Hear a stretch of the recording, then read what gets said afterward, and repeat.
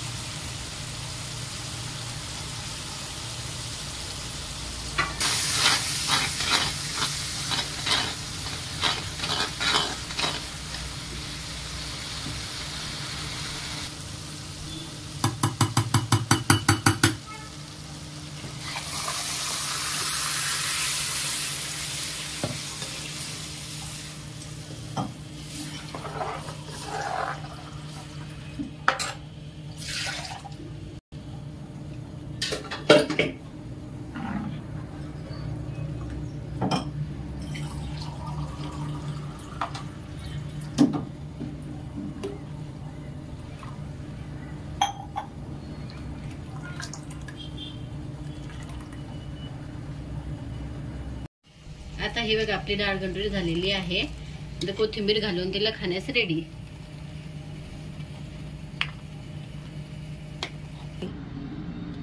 तुम्ही ही डाळ गंडोरी घरी नक्की ट्राय करा आणि तुम्हाला जर माझी रेसिपी आवडली असेल तर मला लाईक, शेअर, कमेंट्स नक्की द्या आणि सबस्क्राईब पण करा आणि अशाच नवनवीन रेसिपी पाहण्यासाठी बेल आयकॉन वरती क्लिक करा। धन्यवाद।